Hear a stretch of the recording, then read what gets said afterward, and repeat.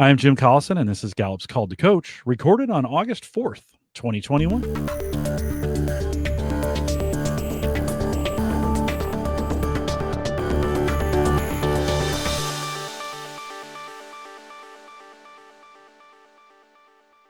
Call to Coach is a resource for those who want to help others discover and use their strengths. We have Gallup experts and independent strengths coaches share tactics, insights, and strategies to help coaches maximize the talent of individuals, teams, and organizations around the world. If you're listening live, we do have a chat room. We'd love to have you log in. I see a few of you joining us live. Right above me there, it'll take you to the YouTube page. Just sign into with a Google account there. And we'd love to, one, know where you're listening from, but two, if you have questions during the program, you can put them there.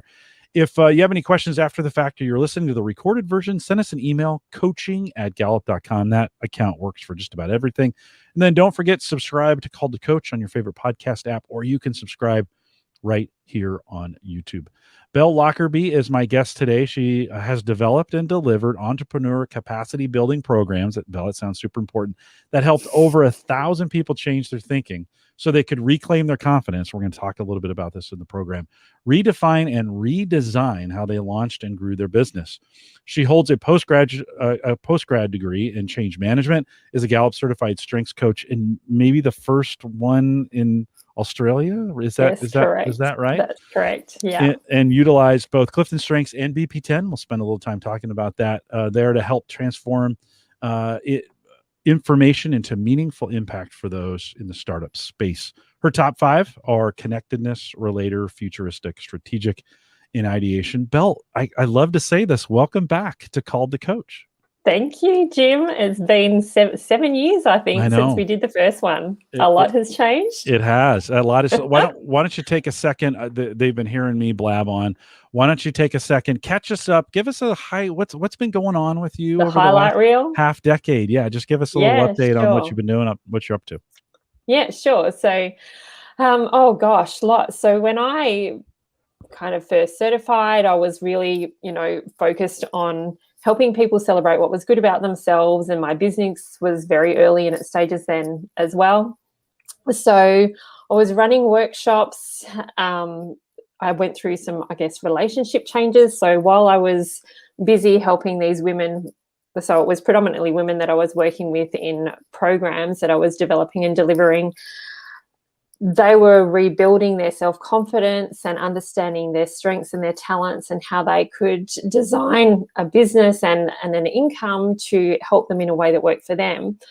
Behind the scenes, I was going through my own little challenges in terms of becoming a single parent and really looking at how I use my own strengths and talents to break that 9-to-5 model and be able to show up for my children and for my clients in a way that worked for myself as well. So really walking my talk. And over time, it's been wonderful to see people go from grassroots, like starting with basically zero investment from outside and building 6- and 7-figure businesses, and see that happen time and time again, which has been wonderful. So I've really loved, more than anything, seeing this journey through the community that I've helped grow and build and support, and seeing what they have done, and now seeing them at that space where they're looking at how they lead their teams, that they have grown and are growing and continuing to grow, and really exploring what their strengths do for their people and how they start to think about the culture that they're creating in their own businesses now. So it's been absolutely amazing. Outside of that, I challenged myself as well. So there was that one workshop in particular that really stood out. And just to give some context to a few people, a lot of the women that I worked with had gone through transitions, either because they'd been in corporate before and their industry had changed, and the call of motherhood and job design didn't really fit where they were going. So I'd be working with people who were geophysicists and then had children, and just the work-life balance needed a little bit of a shake-up. But there was this one young ex-geophysicist in particular, her name's Amanda, and she had a daughter who has a condition called Noonan syndrome. And she was taking her skills with photography, and she has Maximizer in her top 5, and really looking at how she could support her daughter and basically hit the same income levels that she had achieved in corporate.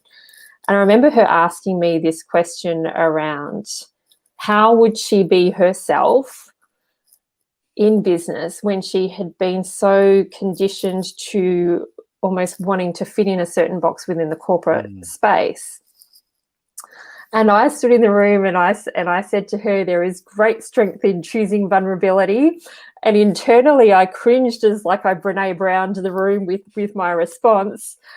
And I thought, oh my gosh, you really need to step up. So you might be doing that on the business front, but in all areas of life, I was kind of falling short a little bit. And that took a journey of bravery and me really owning my truth and walking my talk and being, wholly authentic, not just business authentic, I guess, to start to explore what that would look like so that I didn't get caught into being addicted to busy.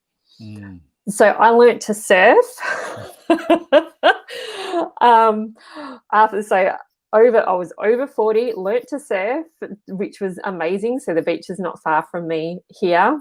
I ended up in the States and hiked the Grand Canyon, which is just amazing. I cannot wait for the world to open up and be able to explore, the beautiful parts of our world again. I wrote a book titled Awkward is the New Brave, and I continued my coaching practice and really looked at how things would transition and evolve for me as well. So that's almost everything in a bit of a nutshell around what's happened in the past 7 years. Yeah, you've been busy. Been busy, yep, and then busy trying to not be so busy anymore, which is nice. When you turned 40, you learned to surf. When I turned 40, I ran 5 marathons. So did you? Yeah, I never wasn't a runner. I just decided it was something I was going to do and got it done. So Awkward is the New Brave is the name of your book. What's that title mean? What do you mean by that?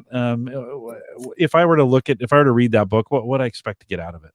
Yeah, okay. So it is a personal story. I actually committed to having a full year of bravery and really exploring, I guess, some of my own, if I'm to put it in strengths language, connectedness is number one, right? And I really do believe that there is a reason behind things. So I started to test my own definition of bravery and my definitions of success and really start to redefine those words in that space and look at, well, if I really am about being bravery and around there's great strength in choosing vulnerability, then what does that look like across different areas? So what does it look like in business in terms of walking into a room and negotiating with people and holding your value? What does it look like in the relationship space? Because I had been single and a single parent for quite some time. So what does it look like to go back out into into date land when the last time you were there, Facebook didn't exist, right? So a lot of stuff had changed. And what does it look like in terms of, being brave enough to reach out and ask someone for help?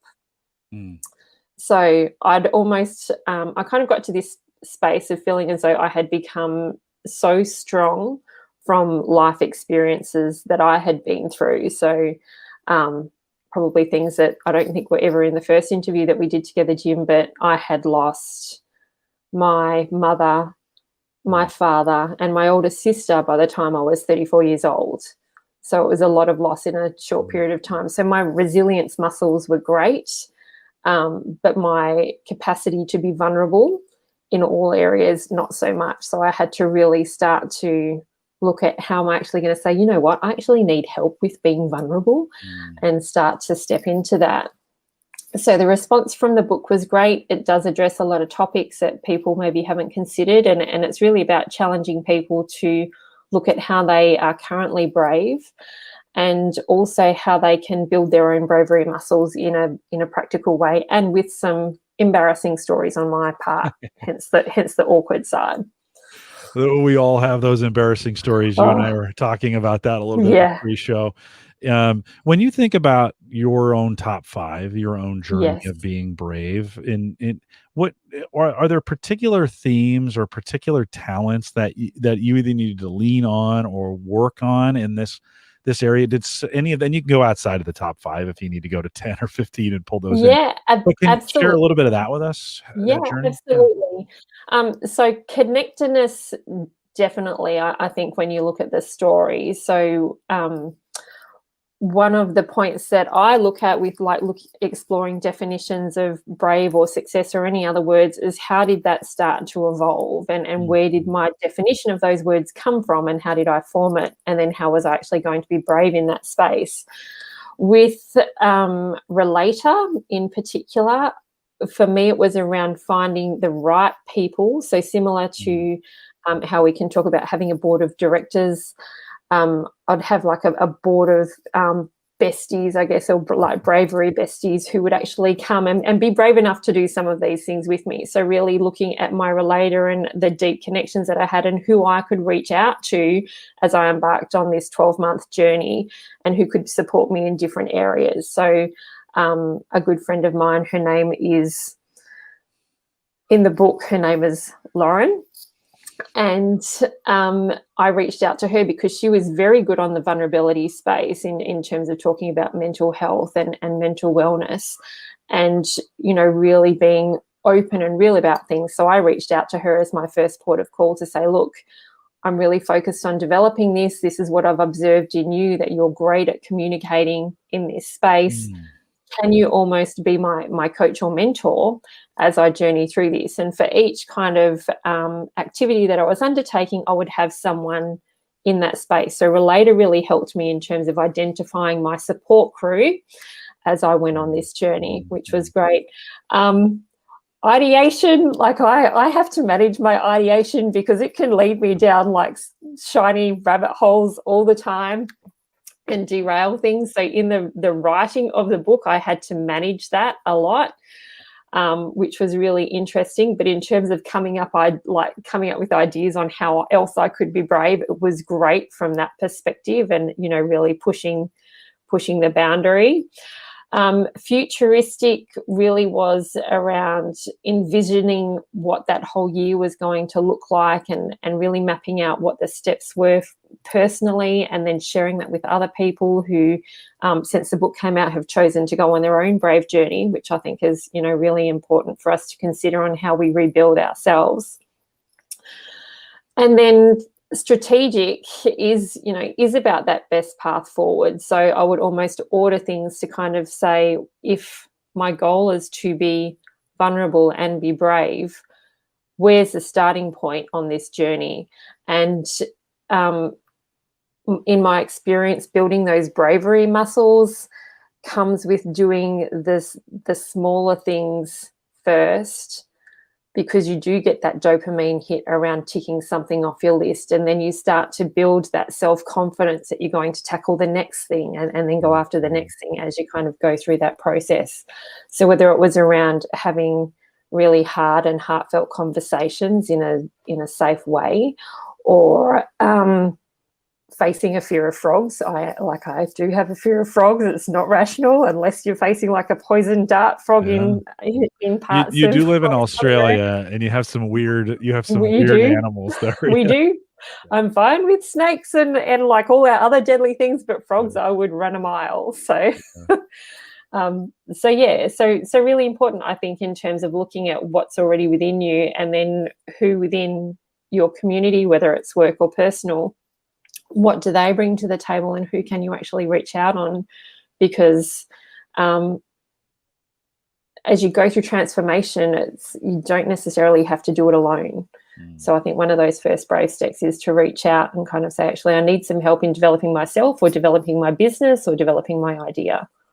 I think that's important. The thing you said there about you don't have to do it alone, right? I think that sometimes bravery, you know, it's the tip of the spear, or some people think it's the tip of the spear, when really it can be a battering ram with a lot of people, right? You can get people there to help you do that. You don't have to necessarily be the one on the tip. Jennifer says in the chat room, she says, I like that. Bravery besties. My Relator could use some of that. And I do like that. As we think about coaching this way, then, okay, so that's a little bit about you. What kind of advice would you give to coaches as we think about coaching with this methodology and pushing that forward? What kind of things can coaches do to help those in that kind of situation? What kind of advice would you give to other coaches to say, if you're coaching bravery, here's some things to look out for, here's some things to think about? Yeah, sure. So I I actually love, and I'm conscious of this, I actually love the idea also with the Bravery besties and really getting people to think about what's the area that they want to focus on, and then thinking who are the people within their network that they have access to, or what are the resources that they can draw upon and look at, so that they can really understand how they can build those muscles up. So, for example, if you're concerned, or like say, if you're wanting to be brave in public speaking and speaking up, it may be looking for someone who does that with ease within your circle, and can you start by reaching out and having a conversation, or even, writing some scripts so that you've got some icebreakers to go forward. So sometimes it might be coaching them through to kind of say, well, what would that first simple step look like, and starting with the basics before you build it up, I think is really important. I also find it really useful. I wrote a little post to my email list the other day around doing a neuro detox, which is just my fancy or like ideation way of saying a brain dump, right? So getting everything out at the moment, and then helping your clients to really prioritize where they want to go and lead with things. So if you're to bucket out everything that you're wanting to deal with, because sometimes there can be a lot, whether it's financial bravery, or you're looking at your relationships and what you're wanting to do personally and how you want to show up in the world, dumping it down so that you can start to say, this is actually my easiest first step, and who do I need to support me through that? And what kind of talents and strengths would actually be really helpful and complementary to mine, can be really useful to explore that.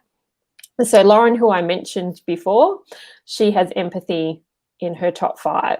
So like, great person, and why she is very good at exploring and expressing. Empathy for me sits at number 32. So it doesn't mean that I don't have it, but like it's definitely something that I kind of look to explore. And she could be a good partner for you too. Yeah, right? Absolutely. Yeah, really good. The subtitle of your book, Wipeouts Happen, Get Back Up Anyway. Do you feel like you're saying that to yourself as you're writing the book? In other words, a great example of that. And then how have you helped others? Have you seen, as you've been coaching this, have you seen others that have just, life has just wiped them out? You're a surfer, so you understand the washing machine wipeout, right? When you hit the sand and then you tumble I'm sure you never wiped out that way, but we get up out of the water and we've got sand everywhere, and we're spitting water back out, and it seems like, why am I doing this, right? But you got to get back on the board and do it again. Any great examples on that? Yeah, absolutely. So I think from a business perspective, or even community perspective,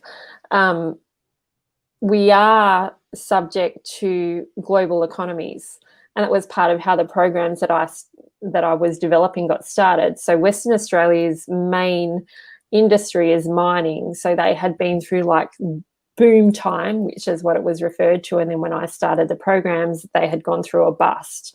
So you had people who had lost jobs, their level of disposable income had changed, they had children, or they had tried an idea and it wasn't quite hitting the mark. So they needed that help and that resiliency to kind of really look at their process and what would work, to say, well, we as humanity, I believe, have similar outcomes that we're after. So we want to feel financially secure and safe. We want to feel happy, be well in our bodies, know what our sense of purpose is, and, have rich and fulfilling relationships. So then it comes down to looking at the process and taking that learning mindset on to kind of go, I understand that it feels like failing. And I would certainly use the word failing, because I know when I'm on that surfboard and I get wiped out, I don't go, I'm learning at this. I feel like I'm failing at it. But over time, you start to develop it. You identify the inner critic that pops up, that can crop up anytime we're looking to launch something new or learn something new, or we're revisiting an experience that maybe was challenging for us before. And as we go into that space, it's really about being conscious of that voice and catching those thoughts and challenging them, and then choosing healthy ones so that we can move forward. And also reaching out to people who can coach us through that space as well, to kind of say, look, this is what I'm thinking. I've done some work on validating it. Can you help me with it so that I can keep progressing? That resiliency idea of kind of coming back, if we think of that in a strengths framework, with everybody being unique and different, how do you like work through that with someone as they're thinking about, they're just coming off a failure, they're feeling, you just feel awful. Like, Yeah. we say resiliency, but I think in some cases we forget how bad it really fails when we have those kind of massive. And by the way, oftentimes I don't think we can get anywhere without them. Like, we need those to happen. Think about all the changes in your own life that happened because of some of the failures that you had, right? So as we think about coaching, because it opens new doors, right? Yeah, we that's went. right. Sometimes we wouldn't be pushed off. We don't get to we don't get somewhere else unless we get pushed off the ledge, right? That's right. So as we think about that in terms of the coaching that you've done, and then thinking about, all these folks come with these different talents, both entrepreneurial talents and CliftonStrengths talents that we bring. How do you synthesize that with an individual? I mean, how do you work? Do you have any methods, or as we just kind of think about, how do you approach that with people that have these tools at their disposal? Yes, that's a great question. So I think one is, it is really important to remind people of what's good about themselves. So a lot of the people who would come through programs, they were in a space where their earning capacity had changed, whether it was by their choice in terms of starting a family, or it was through circumstance where they had job loss. That reactivating when they are ready to help them explore the good things about themselves is incredibly powerful. And also recognizing that they will grow at their own rate, which I think can sometimes feel frustrating as a coach, or you can feel like you're failing as a coach because you're pouring into people and you want to see them do well, but their time frame is going to be different. So really helping them explore and understand where they're at, because it is a bit of a grief process. So really getting them to understand where they're at in that process, and help them to identify from the past when they have been through a smaller impact, which sometimes is not comfortable to explore the past, but it can be really helpful, so that they can start to look at, well, last time I went through an experience that wasn't pleasant, if there was a last time, these are the qualities that really helped me. So if I look at my top 5, this is actually what helped me get through. And that's where I probably love connectedness on my side, because it's around helping make sense of the past in terms of how you got to here.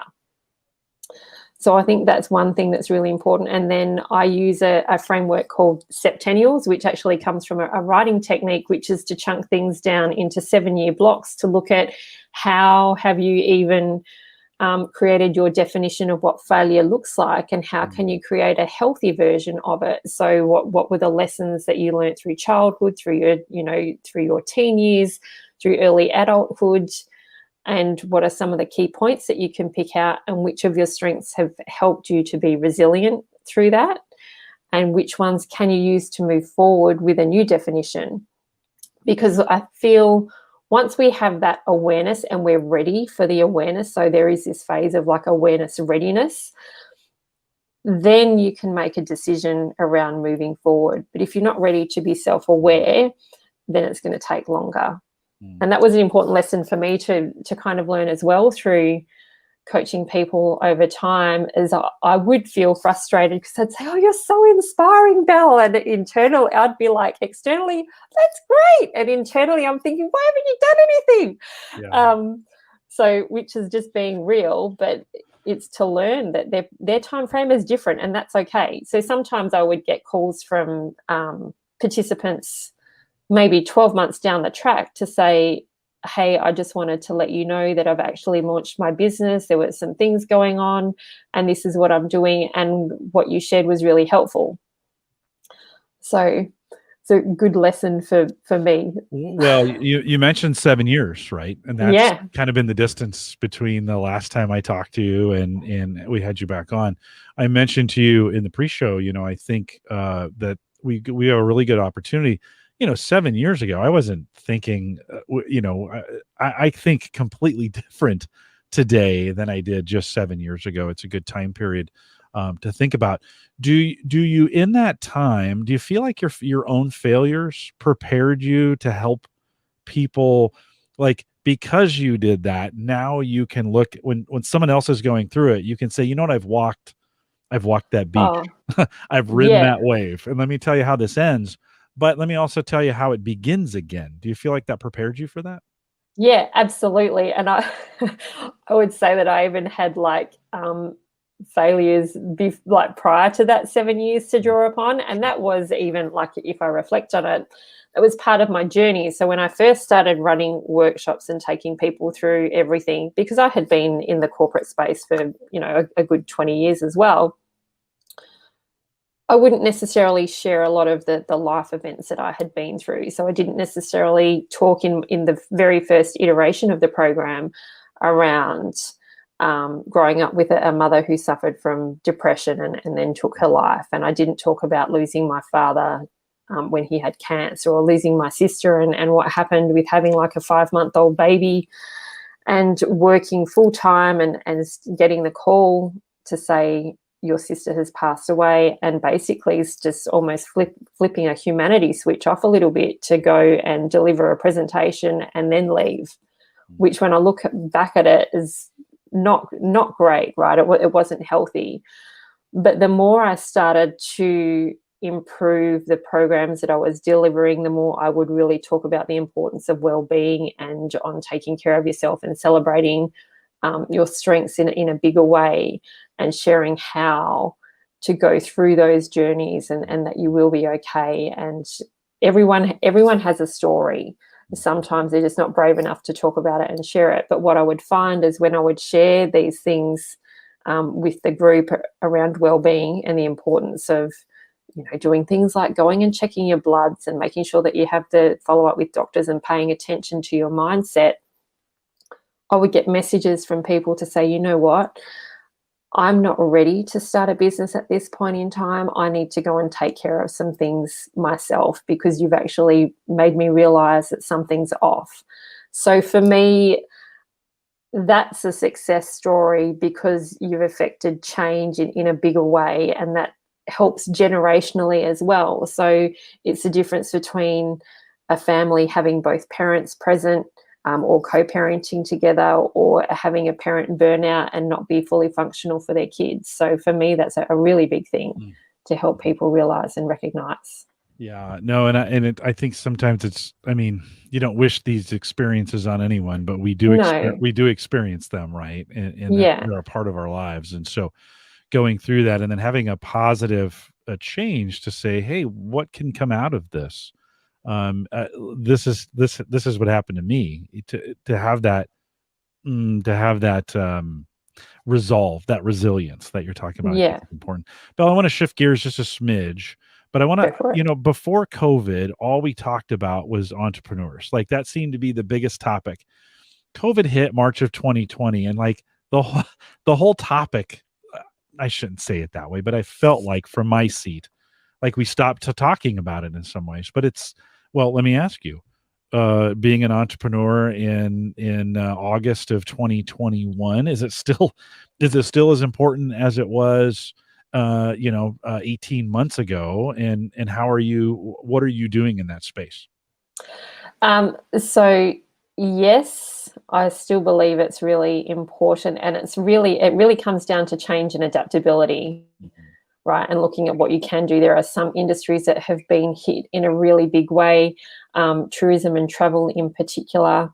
However, I do know, so within my country or within my state, local tourism has benefited because people are staying within the country. So it's all about looking at what you can do with your industry or what you can do with your gifts and talents to adapt through this. Some of my coaching clients. So one in particular that I think of, her name's Deanna. She's the founder of a business called Pretty Little Designs, and she does like beautiful pantry organization. It's incredible. And she's got a multi-million-dollar business now, which is wonderful. She experienced impacts with importing and exporting with China. So once again, I think it's important for any business to look at the bigger picture on what are the global influences that are happening to your business, and how do you pivot, how do you future-proof, and how do you kind of think of diversifying your income streams and making sure that it's not all dependent on one product. So that's one side, I think, in entrepreneurship, where it's really important in looking at where certain industries are booming through there. Like I know online and e-commerce has gone through the roof, and logistics as well, because it's a spin-off of that particular industry, has gone through the roof. Others have taken a hit. So the adaptability is incredibly important. And then thinking through the future on how will we work together? So how will we work as a team? How will we work with our suppliers, and how will we create options for ourselves? So that's where the strategic for me kind of fits in, to say, well, what does working within this environment look like if this set of conditions happens, and what does working within this environment look like if this set of conditions happens? I also know that there's a lot of talk through publications like Entrepreneur and Inc.com around the Great Resignation, which people tend to be talking about, because all of a sudden everyone who had previously been doing like big commutes and spending probably, maybe 2 or more hours traveling a day, all of a sudden you get to hang out at home. Granted, that has some challenges as well. So just for those who might be thinking that entrepreneurship is a good path, it's nice and shiny at the start, like all new things and all new ventures and relationships. And over time, you start to realize that there's benefits to both in terms of, the people that you have around you. So it'll be interesting to see, I think, what happens over the next 12 to 18 months, and whether we see this surge of like startups again for people who no longer want to do the traditional 9 to 5. And if larger organisations can be entrepreneurial and really look at their work design and how they're going to support their people and manage their talent, and they may be challenged to think a little bit more like a startup, even though they're mature. Mm-hmm. It should be interesting. Yeah, well, I used a term called, and that's not mine, but we used a term called intrapreneurial. In other words, organizations generating new things internally. And I think we have to think completely different coming out of COVID. The world's been shaken by this, and there's going to be some things that are going to come back and be the same. I kind of wonder if the Great Resignation will be followed a year later by the Great Job Search, right? Maybe. I kind of wonder. Hey, listen, I had a 15-minute commute and I was questioning it. So let's it was one of those kinds of like, hey, this is kind of nice to recapture now. I missed all my podcasts. That was the thing. I used to listen to podcasts when I was commuting. I missed those greatly, but it didn't take a 2-hour commute to get you start thinking about that in today's, because I would assume you're still fairly close to the startup world. Is your coaching going to change at all, thinking about going into the new world, if that's what we're going to call it? Will you advise startups any differently tomorrow than you did yesterday, as we think about what the world's going to look like post-COVID? That's a really interesting question. I would probably say no, because some of those core things that you look at really, for me, comes at exploring. So really thinking about what are the outcomes that you want. The outcomes don't shift so much, but really exploring the processes that are going to support you. So there's always magic in a process. There's a way to tweak it and evolve it and do better, right? So that you can sharpen the talents of your self-leadership and of your team. So I don't know that I would advise differently through that space, because really it comes down to environmental impacts.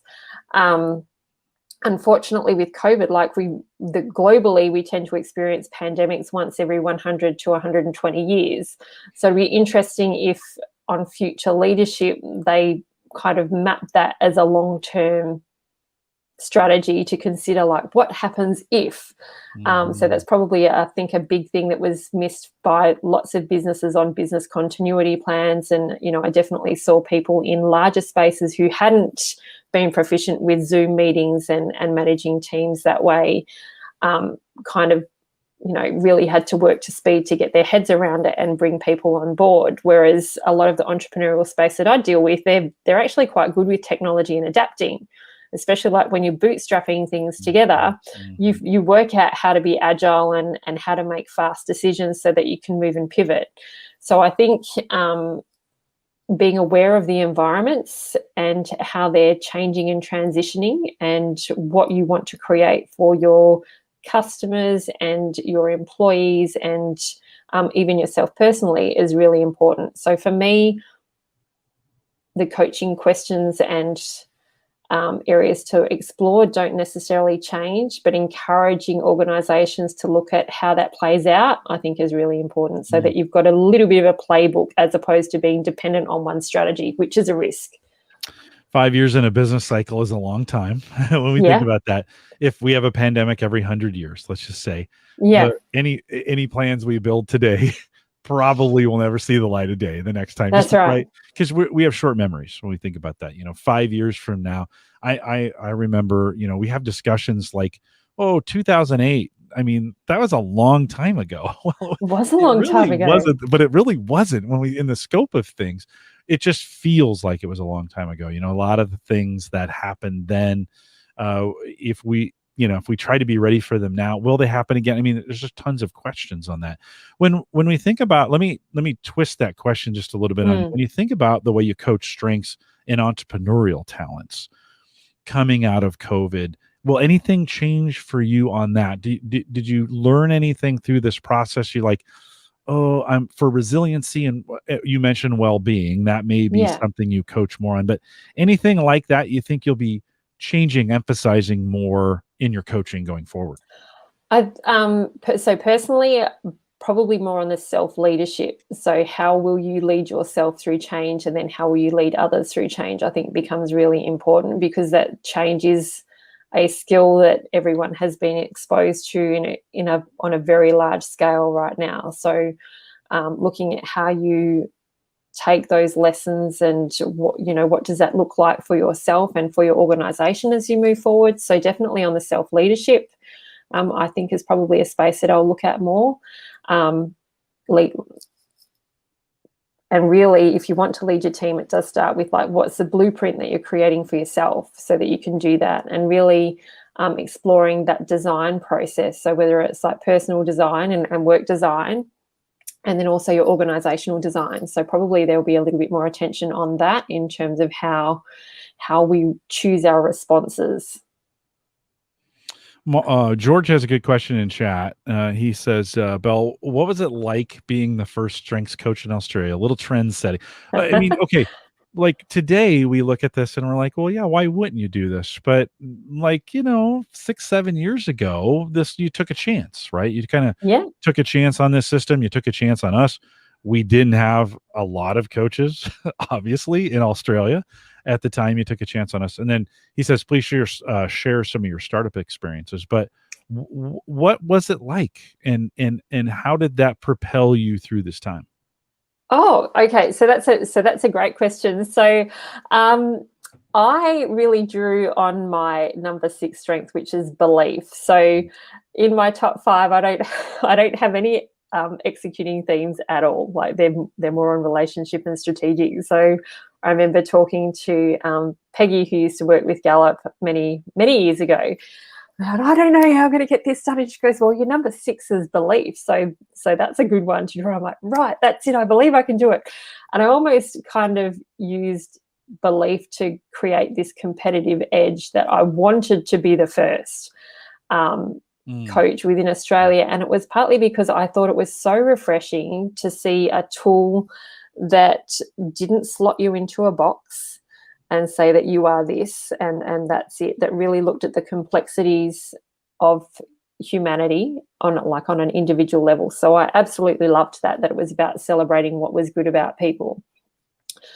So then when I started to transfer that into the startup space, for me, it kind of came from, I had worked in corporate and I worked for a great organization. But when I had small children and I was doing things like literally leaving my office at 12 p.m., running to my son's daycare to breastfeed him, and then running back to the office. So it was like maybe like an 8K round trip kind of thing, having a quick shower and walking into another meeting. For me, it wasn't sustainable for the future in terms of how I wanted to generate an income and how I wanted to show up as a parent and a mother for my kids. Mm-hmm. So that was my first journey, is kind of looking at, well, if I'm in this space, I'm sure that there are other women in this space. So my focus was on female startups who had huge corporate expertise, but were looking at how they could generate something in a way that worked for them. So whether they were wanting to generate a 6-figure business or they were wanting to generate a 7-figure business, really taking the strength space and helping them kind of realize that it's great if there's a unicorn out there and you have like an overnight success, but for the most part, it's going to take time and consistency and really understanding what you're bringing to the table so that you can look at what you can create. So there's one of the ladies in particular who I tend to think of. She started up at like a virtual assistant business because she was high-end learner. And until she had that realization with strengths, she actually couldn't see how she could create a business moving forward. And this is back at a time when VAs and virtual assistants weren't really well known in terms of the terminology or how you would even start to become like an online business manager. So it was great to see how strengths would start to birth these new industries, which I think is wonderful. And then also when they're looking at their talents, getting them to really understanding where they need to set some boundaries as well. So as it turned out in a lot of the cohorts with women, responsibility would come up in the top 5 quite often. Mm-hmm. So really getting them to think about how's that going to play out in business, how's it going to play out in family, and how are you going to ask for support in the right areas? Because as your business grows and evolves, it's really challenging to be the IT department, the marketing department, the finance department, and still fold the washing of an evening, right? So really having those in-depth conversations around what's that strength look like when your business starts to grow, and getting them to take that on board and start to create a vision and an action plan on my first milestone might look like this. And what are the things, so this is where I do appreciate the BP10 tool, what are the things that are not enjoyable for me to do, because it's not the best use of my talents, it's not the best use of my time, and then my return on energy is going to be lower and slower. So getting them to really think about what's the first thing you're going to outsource so that you can continue to grow your business, and getting them to really look at that from a financial strategy as well. So oftentimes I would see women lowball their value. And I don't speak to male startups because in my experience over that 7 years, I maybe had 2 men come through programs. The rest has been female. So that's why I'm speaking into that space in case there's any questions on it. But quite often the value piece was something to be worked through. We'd even go through exercises around doing like a time in motion study, which you can always weave back to strengths to get people to understand, once again, the process. So if you are selling something for this point, if you're selling a widget for this amount of money, what does the time study look like, and what's the value of the time that's gone into creating this? So are you marketing correctly? Are you positioning correctly? Do you need to make some changes in terms of how you're communicating the value in your offer? And then it might be finding the people who are better at sales than you. So where are the woo people? Where are the communicators to actually get to help you get your business off the ground? Have you spent much time? So for you in coaching, you've got the BP10 results. And by the way, it's a great tool. Well, let me ask this question first. It's a great tool for what I shouldn't be doing. Like there's some, it could identify right out of those 10 things that are needed in a startup. It may say, oh yeah, I'm really good at these and I'm not good at these. Did you identify that often? Let me ask that question first. Did many see that in a way and then begin to shed some of those things? They're like, oh yeah, Yeah, yeah. Talk a little bit yeah, about that. absolutely. So there's not a lot of like I haven't in my time met a lot of spreadsheet lovers. So the people who are kind of like into the numbers. So a Mhm. lot would be around like the relationship or the confidence and really understanding how they use those skills in selling. So it was great for them to think about, oh, well, no wonder it's taking me a long time to get my business up and running. It's because I'm doing all of these things and these particular functions for growing a business in my builder profile. I don't enjoy them. Mm. So that was always the first port of call to say your next step is to look at your value proposition and how you're generating income so that you can afford to employ staff, whether it's a contractor or a permanent hire, and get someone else who loves doing the spreadsheets to do them for you, which was wonderful because then, that we would do some activities in the room to get them to kind of look at who enjoyed the things that they don't within business and to recognize that there's a certain gift and steering towards those top 10, like that, to the 10 identified tools that we've got to use. Did you find, and this is the question I wanted to ask first, did you find any linkage, or how did you handle the CliftonStrengths tool next to the BP10 tool? And in your coaching, do they run into each other at times? Are there ways you use them together with folks? And by the way, are there really people who like spreadsheets? I don't Yes, there are. I did find that people who are high end learner tend to love a spreadsheet from what I had explored, No, I know or there are. analytical. They love them too. I don't So, understand them. I just don't know who they are. But yeah, there would definitely be overlay. So you would see people who tended to have like a lot of the influencing domain or the relationship domain would tend to feature on the confidence and the selling skills within the BP10. So it was really useful. And the way that I would kind of talk about it is your CliftonStrengths is your personal DNA, which you'll take into any environment. So whether it's your personal relationships or your business relationships, that's still there. Whereas BP10 is really looking at the functional side of what you're doing and what you're wanting to grow. So really understanding the story between the two.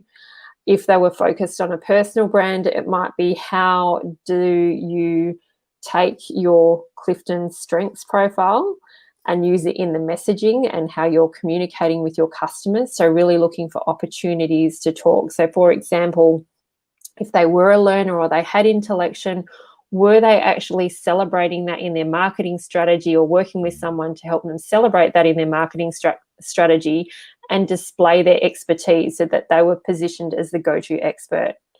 So I loved seeing the overlap between the two. I thought it was really cool.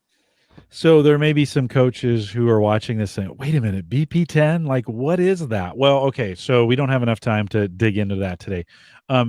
We have some veteran coaches who've been around a while that I said, I thought that went away during COVID. I'll just say here so folks know, still on our site, still available. We have lots of details. If you go to gallup.com/builder, all the tools are still available. All the webcasts that I did on BP10 are still available as well. And so you can get some more information on the Builder Profile 10 tool that we have available.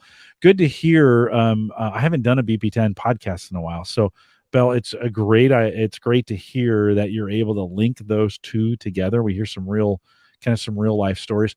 I love how you kind of say, I see a task, and then we can come back to the strengths and point some of those strengths, those themes at it to be like, okay, if you love this, here's how you can amplify it. Is that, am I getting the messaging right on that? Yeah, absolutely. Yeah, really important. George asks a question and he says, what was the writing? Like a lot of coaches My want to writing write routine. books. Yeah. And so how did you get the story? I think everybody says they've got a story in them they need to get in a book. That's not true Yeah. for me, but for you, how'd you get that out? I feel there would still be a great book, Jim, for you. Not gonna Absolutely. happen. There Not would ever. be such a good book in there. Okay, so my writing routine, that's great. I work well with deadlines, which I feel are really important. So having a look at my team for the book was important to me as well, in terms of so I had a publishing consultant and an editor. Now, the editor held me to account with my deadlines, so there was that little bit within me around like creating the vision for the book and getting her to help from a messaging perspective, so that I could go, I have to have this volume of work done by this particular date. In terms of the routine, I was writing the book when I was a single parent. So when the kids were not with me, I would carve out space. And I think really, if you're looking to write a book, it is around that consistency and that writing practice and understanding how to get into flow, because writing as a skill in itself requires like a brain muscle connection to kind of turn the tap on a little bit, and then really giving yourself permission to step into, depending on the type of book that you're writing, to really step into those moments and think about what are the tools that you can access to tell your story. So I would have, like, I wrote the first draft of my book in my office. And if I'm being really open and honest, which I love to do, the first draft was a complete dog's breakfast. When I got the feedback from my editor, there were like 25 pages of notes. Ooh. Right? There's a lot of a lot of feedback. So then I kind of sat on it for a while, and I was thinking, how am I going to do this? Because I gave myself permission to write it, and to write a terrible first draft, which I excelled at writing a terrible first draft, right?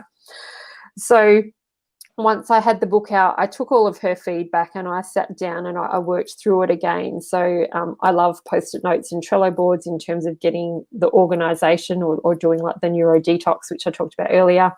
So then I started structuring it and really looking at the overall message and the strategy, like what was the purpose of the book and what was my strategy for writing it. So the second draft, I would sit each night after my kids were off to bed. I would sit at my kitchen bench, and that became kind of like my writing space, and I would write some nights until my laptop died. So that was a rule that I'd sit myself as, like, you don't stop until the laptop has no battery left. And because I was using Google Docs, there was no risk of losing any work, so that was fine. And that's really how I did it, was about being consistent and looking at what's the subject that I'm focusing on now. So 80,000 words is a lot. Yeah. Like it really is. Yeah. So chunk it down. Do you feel like that's a strength-based thing? In other words, everybody based on who they are is going to maybe come at the book writing? Or, for me, I'm going to be honest, I'm going to just keep creating webcasts. That's what I do. Like, why would I spend time I hate writing, just to be honest. I write very short emails to people. I just am not interested in writing. I would rather call somebody and say, hey, let's talk about this, right? Because communication's high, and I'm best when I'm speaking. But do you feel like that's definitely in writing a book, looking at your own strengths and then approaching the book from that direction would be good advice? Yes. And if I put my ideation hat on, there's more than one way to write a book. So if you do enjoy speaking, you can use services like rev.com, or you can do speech to text, which is a great little tool. Not 100% accurate with an Australian accent, so I have to watch those things. But there are options in terms of how you want to create it, or whether you want to outsource it completely and hire a ghostwriter is another way to do it. So but definitely look at your strengths and really think about who will help keep you on task and what may derail you. Personally, like, I know I mentioned Brené Brown earlier, she derailed me a little bit with one Instagram post because she'd mentioned the words awkward and brave in a post, and I kind of had a little meltdown on, I can't publish the book now. She's like she's like the fancy department store, and I'm like the Kmart bit, or like I'm like the budget version of Brené. I can't do it. So having a team to help you go through that is really important, because we all have a tendency to be caught by our inner critic and need to challenge them in a way that's going to move us forward. So and it's being brave. Really important to kind of be aware of that. your Yeah, braveness it was is. writing a bad first draft, right? That takes some bravery, right? To know it's going to Yeah, be bad and you're going to do it anyways, and you're right? going to do it anyway. Yeah. Yeah. And I think it's so, like, it is that permission piece, I think, in terms of giving yourself permission to just do that first, whatever it is, the first iteration. I mean, I've lost track of what model iPhone we're up to now, but if you have a look at like their first iteration, they may have had plans for all of the features of the ones that we're using now, but it was get the first one out. I Mhm. think is a really important thing to do with business. So get that first idea launched, test it in the market, look at what your minimum viable is, and go from there. Yeah. No, I think good advice. Belle, I mentioned the time would go very, very fast, and it did. As we think about just anything I missed or anything that you want to leave, this group of coaches or folks who are listening to the program today, anything you want to leave them with as we kind of wrap this up? Um, well, so if you ever want to reach out, you're more than welcome to. If you're considering whether it's writing a book or launching a business or taking your coaching practice to that next level, the advice that I have found has helped startups in particular and people in particular with taking on any challenge is start small. So start on that easy step first. So start small, work with what you have available, and really look at your resources, both personal, time and financial, to kind of get things going.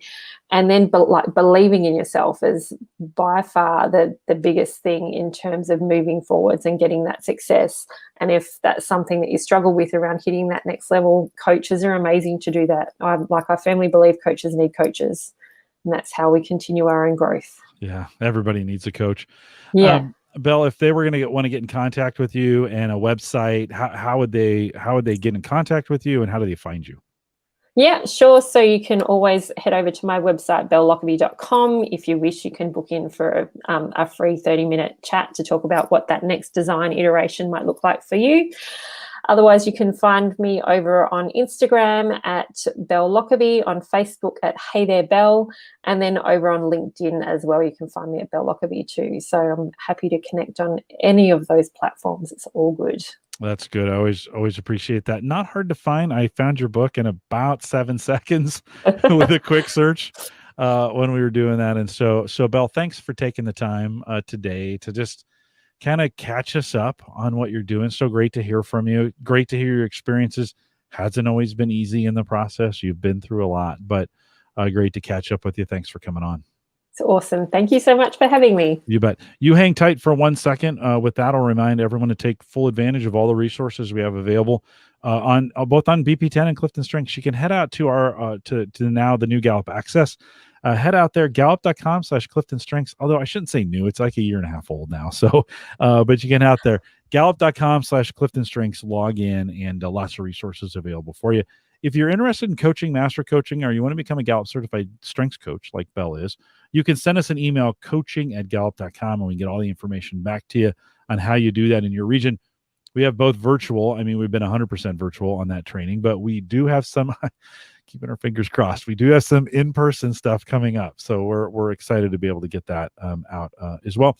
You can find us on any social platform just by searching Clifton Strengths. And we want to thank you for joining us tonight or today, depending on what time. You had a lot of West Coast folks, by the way, out here tonight. So a lot of the folks in chat I recognize as being out on the West Coast of the not the West Coast of Australia, but the West Coast of the United States. They're staying up late for you. We want to thank you for joining us. And thanks for coming out. With that, we'll say goodbye, everybody.